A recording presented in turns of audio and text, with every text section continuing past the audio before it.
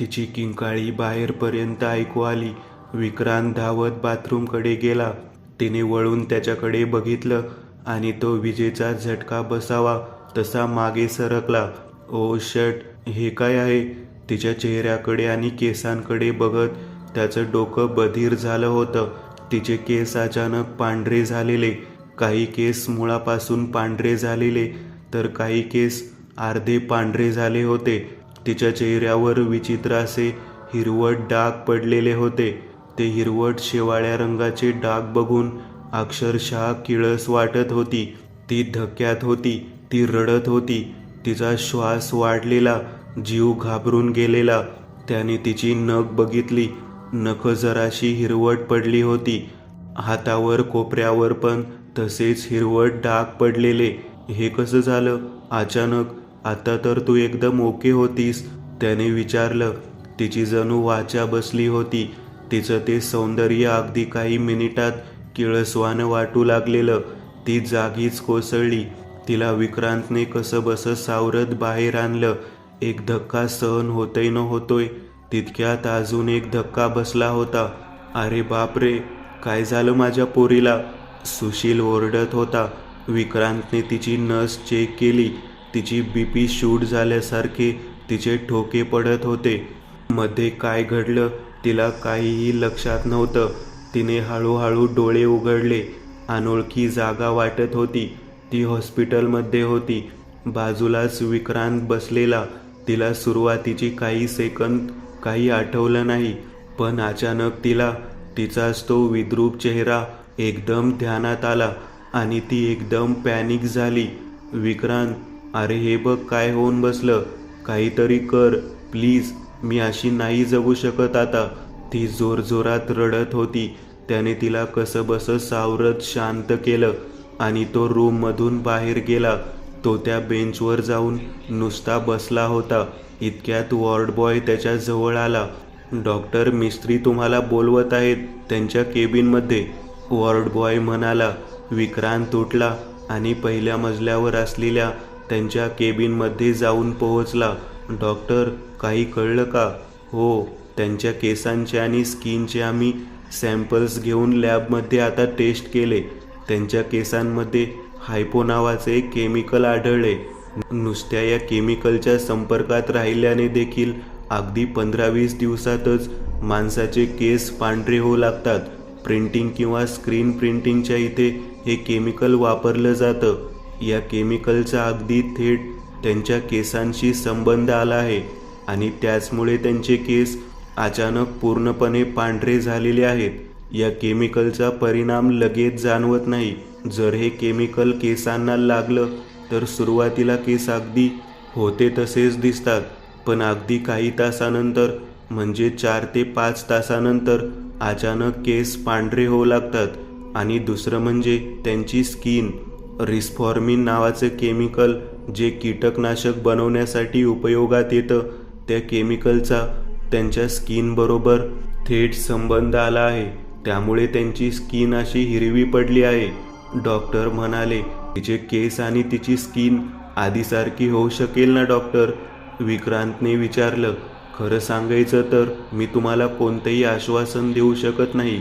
हायपो आणि ते दुसरं केमिकल खूपच घातक आहे स्किन आणि केसांसाठी. औषध वगैरे घेऊन स्किनवरचे ते डाग तर थोडे फिके होतील, पण पूर्णतः त्यांची स्किन आधीसारखी होईल याबद्दल सांगणं अवघड आहे. आणि केसांच्या बाबतीत तर मी काही सांगू शकत नाही, डॉक्टर म्हणाले. पण नक्की हे घडलं कसं? डॉक्टरांनी विचारलं. काहीच नाही, आम्ही तर कुठेही बाहेर पण गेलो नव्हतो. तिने रोज जो वापरते तोच फेसवॉश आणि शॅम्पू वापरला होता. मग हे कसं झालं? काहीच कळायला मार्ग नाही, तो म्हणाला. असो, त्यांची तब्येत तर आता ठीक आहे. मी काही टॅब्लेट्स लिहून देतो, तुम्ही त्यांना घेऊन जाऊ शकता, डॉक्टर म्हणाले. विक्रांत तो लॅबचा रिपोर्ट घेऊन बाहेर आला. शशीधर आणि सुशील बाहेरच थांबले होते. काही वेळातच तिला डिस्चार्ज मिळाला. ते सगळे तिला घेऊन हॉटेलच्या रूममध्ये आले. तिला कोणाशी काहीच बोलायची इच्छा नव्हती. टॅब्लेट्स घेऊन ती थेट झोपी गेली. आता संध्याकाळ झाली होती.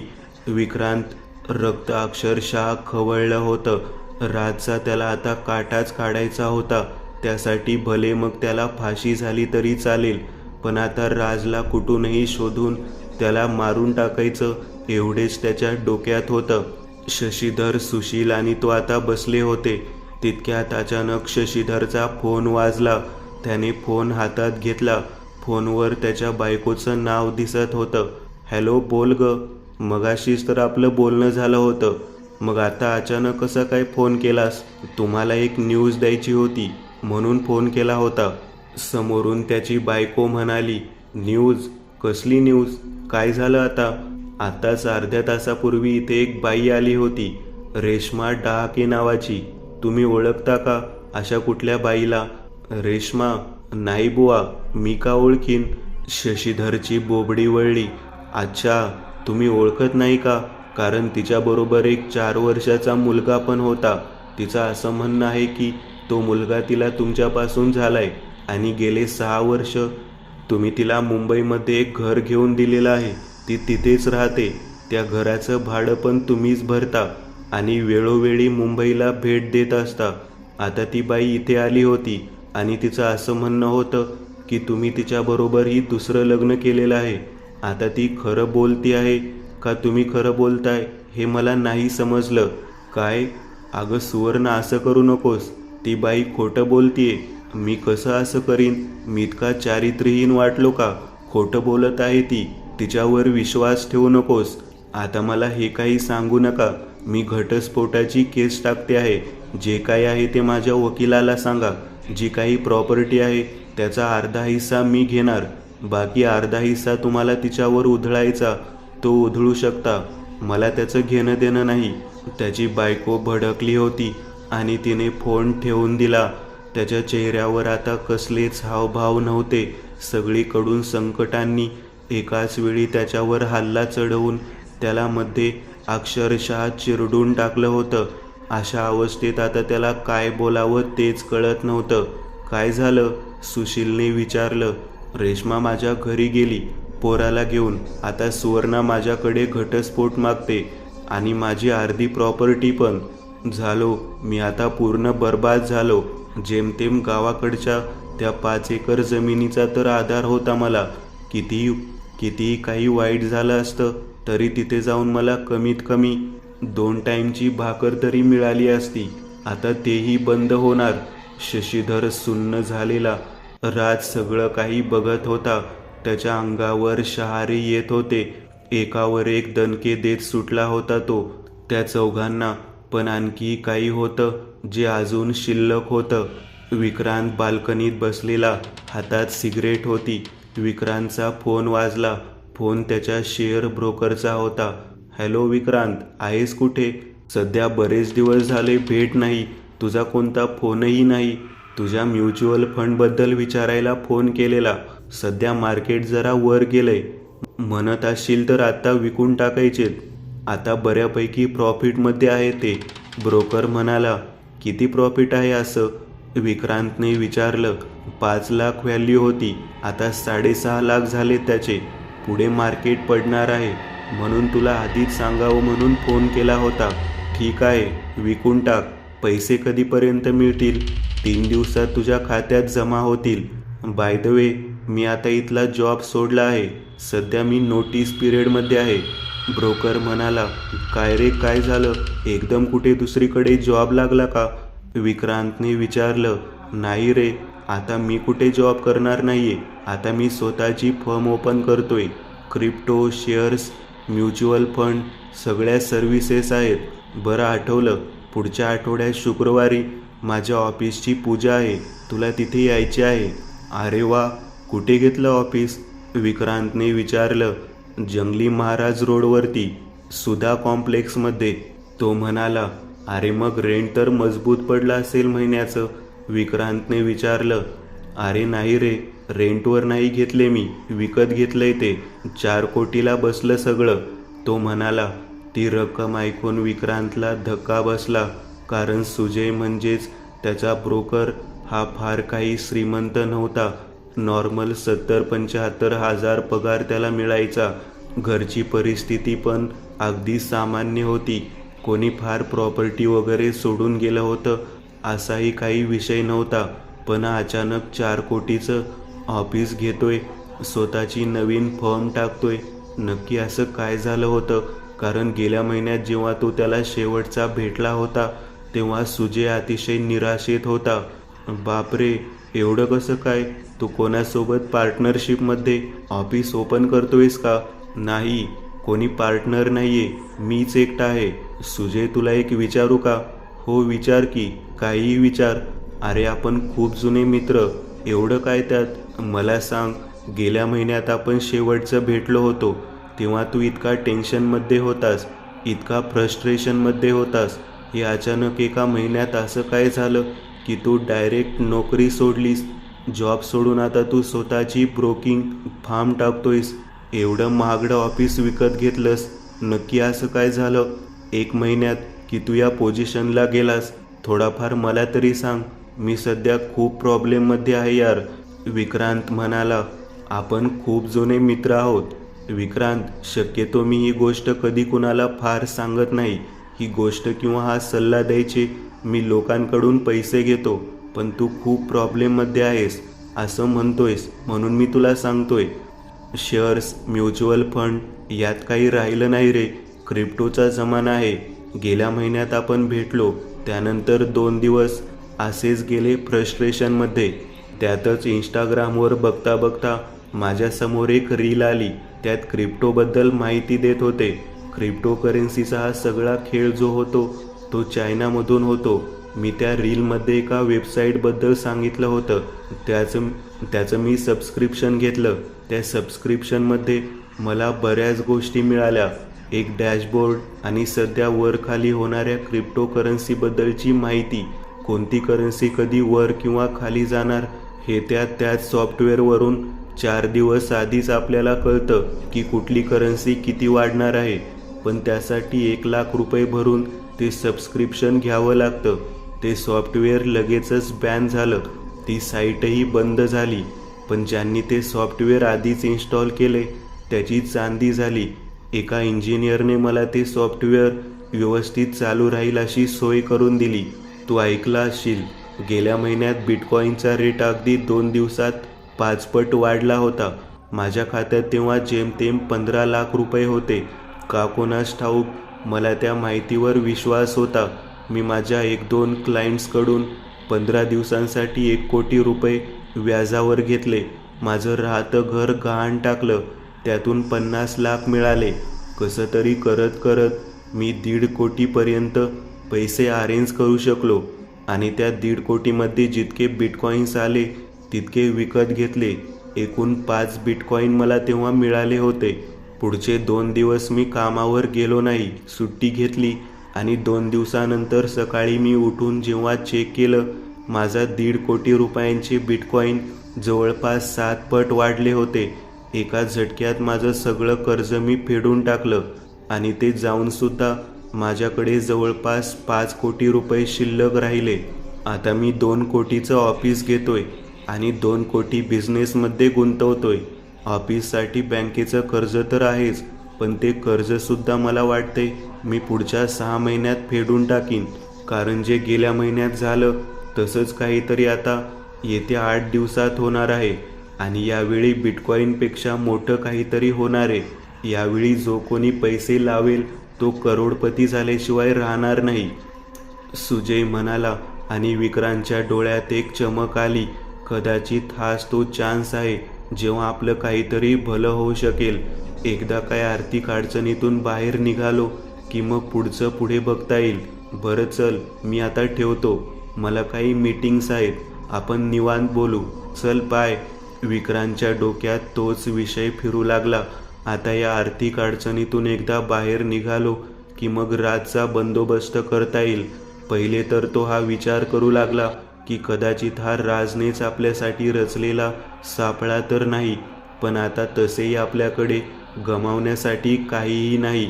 आणि तसं पण राजला जर करायचं असतं तर त्यांनी सुजयला सांगून आपलं नुकसानच केलं असतं, मार्केट पडलं असतं आणि माझ्या म्युच्युअल फंडची व्हॅल्यू 5 लाखापेक्षा कमी झाली असती.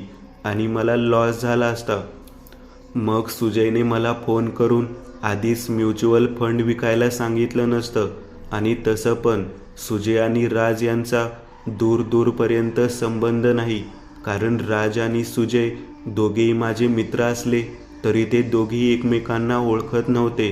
राजचा किस्सा घडला होता तेव्हा तर सुजय सोलापूरला होता, त्यामुळे सुजय आणि राज यांचा काही संबंध नसणार. आणि सुजय हा खूप विश्वासू माणूस आहे. तो अशा थोड्या गोष्टीसाठी मला धोका देणार नाही. पण मी त्याच्यावरती आंधळ्यासारखा विश्वास ठेवू शकत नाही. मला खरंच आधी जाऊन बघावं लागेल, सुजय खरंच इतका श्रीमंत झालाय का. विक्रांत एकदम अलर्ट झाला होता. त्याचा आता कुणावरच विश्वास राहिलेला नव्हता. त्याने घड्याळ बघितलं. रात्र झाली होती. तो आता विचार करत मध्यरात्रीपर्यंत 1 तास बसला होता. विचार करतच तो झोपला. पहाटे त्याला लवकर जाग आली. आर्या जागी होती. ती कोणाशीच काही बोलत नव्हती. आर्या, मला पुण्याला जायचंय. मी आता लवकर निघतोय, म्हणजे मी पुण्याला जाऊन संध्याकाळपर्यंत परत येऊ शकेल. एक खूप महत्त्वाचं काम आहे. ते जर झालं तर खरंच सगळं काही बदलेल. मी निघतोय. लवकर यायचा प्रयत्न करतो. 6 वाजता विक्रांत हॉटेलवरून निघाला. 3 तासात तो पुण्यात पोहोचला. 10 वाजता आता तो सुजयच्या ऑफिसच्या खाली येऊन पोहोचला. 9:30 वाजता सुजय शक्यतो ऑफिसला पोहोचलेला असायचा. तो आता गाडी लावून थेट वर पोहोचला. सुजय त्याच्या केबिनच्या आत बसलेला. चेहऱ्यावर खूपच आनंद होता आणि तो निवांत पण दिसत होता. विक्रांतला बघून क्षणभर त्याच्या डोळ्यांवर विश्वासच बसला नाही.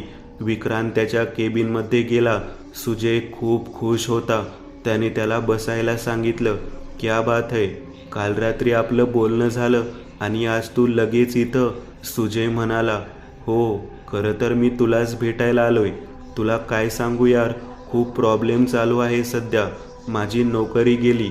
ऑप्शन ट्रेडिंगमध्ये चांगलाच लॉस झाला. जवळपास 10 लाख रुपये गेले. अजूनही खूप सुरू आहे. खूपच प्रॉब्लेम चालू आहेत. सांगीन कधीतरी निवांत. एकदा प्रॉब्लेममधून मला बाहेर येऊ दे. आणि या प्रॉब्लेम्समधून बाहेर येण्यासाठी मला तुझी मदत हवी आहे.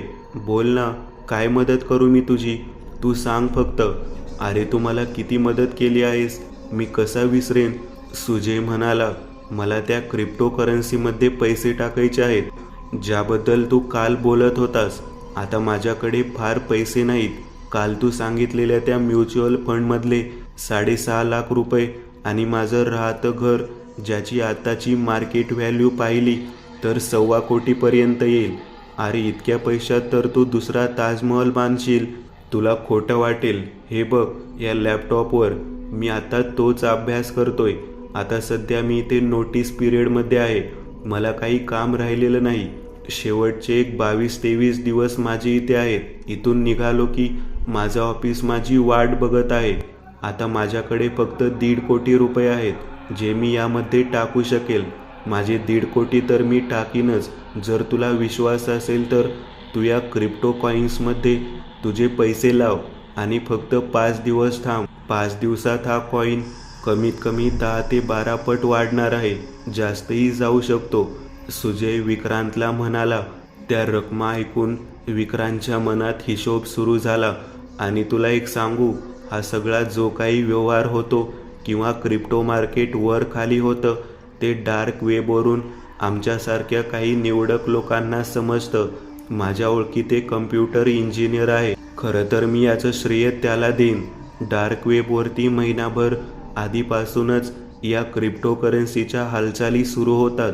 आणि मी जे सॉफ्टवेअर तुला काल बोललो, हे सॉफ्टवेअर डार्क वेबवरची ती माहिती इथं कंटिन्यू अपडेट आणि प्रोसेस करत असतं.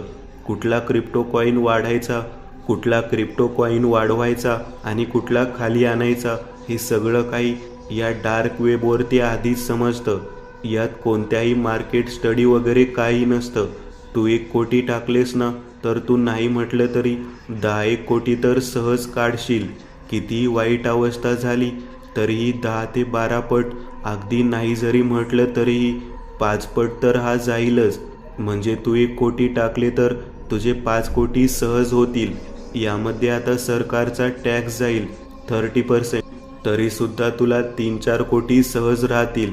आणि तसं तर हा कॉईन 20 पट जायची देखील शक्यता आहे. तसं जर झालं तर मग तर चांदीच होईल. माझं ऐकशील तर लवकरच हातपाय मार.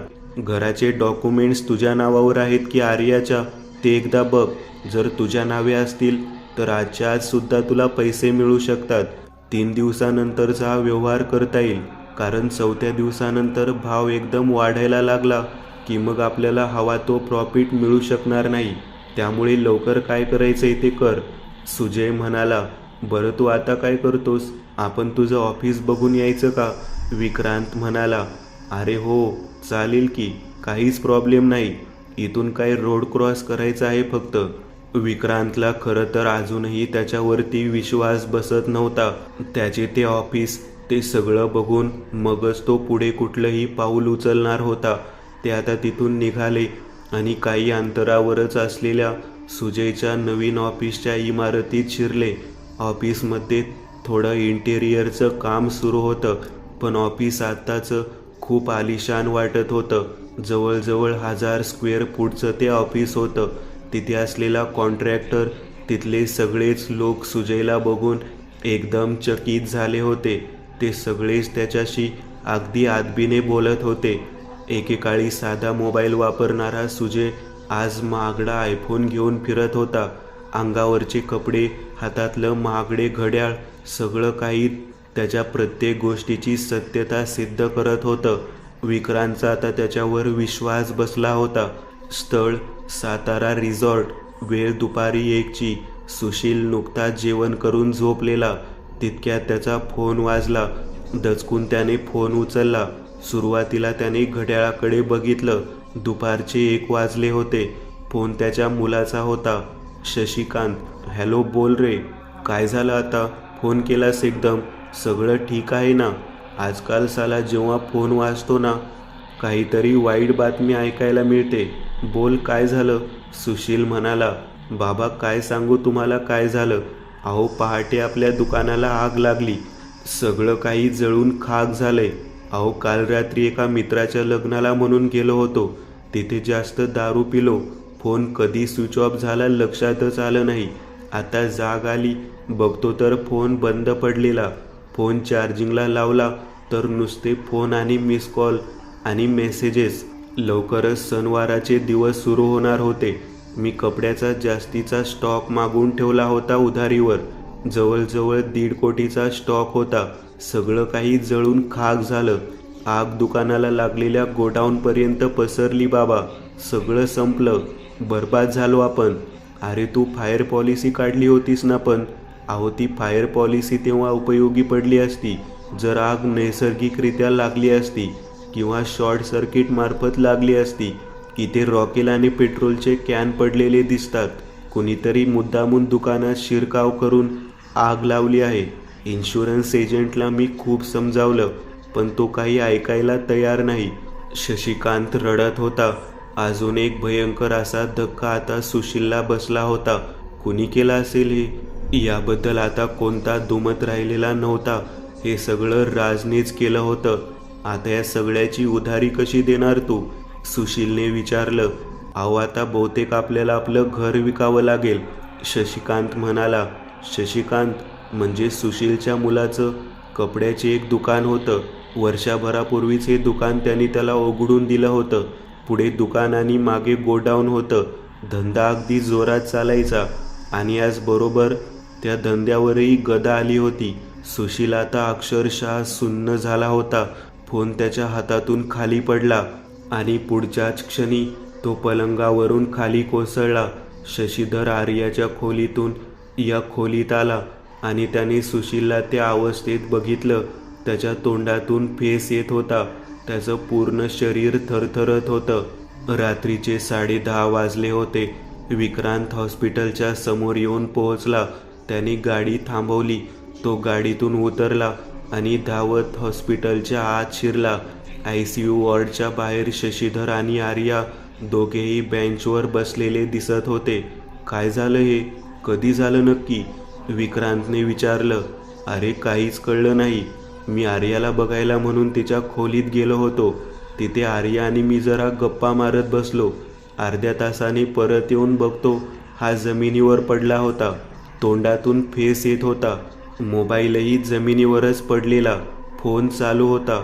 शशिकांत समोरून हॅलो हॅलो करत होता, पण सुशील काहीच बोलण्याच्या परिस्थितीत नव्हता. शेवट मग मीच फोन उचलला. तेव्हा मला कळलं यांच्या दुकानाला आग लावली कोणीतरी. सगळं काही बर्बाद झाले. त्याच धक्क्यामुळे कदाचित सुशीलला पॅरालिसिसचा अटॅक आलाय. डॉक्टर आताच सांगून गेलेत. शशीधर म्हणाला, या राजनी म्हणजे आयुष्याचा नरक करून ठेवले. समोर येत सुद्धा नाहीये आणि आपण अशा प्रॉब्लेममध्ये अडकलो की आपण त्याला शोधायला जाऊ शकत नाही. विक्रांत दात ओठ खाऊन बोलत होता. तू पुण्याला का गेला होतास? काय झालं? सगळं ठीक आहे ना? आर्याने विचारलं. तिने तोंडाला स्टॉल बांधला होता. तिथे चेहरा तिने पूर्णपणे झाकून घेतला होता.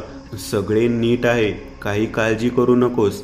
एक महत्त्वाचं काम होतं ऑफिसचं, त्यासाठी गेलो होतो. आता काही प्रॉब्लेम नाही. सगळी सेटलमेंट झाली आहे, त्यामुळेच वेळ लागला. विक्रांतने थाप मारली. चला आपण परत एकदा हॉटेल रूमवर जाऊ. इथे तसेही आता कोणाला थांबू देणार नाहीत.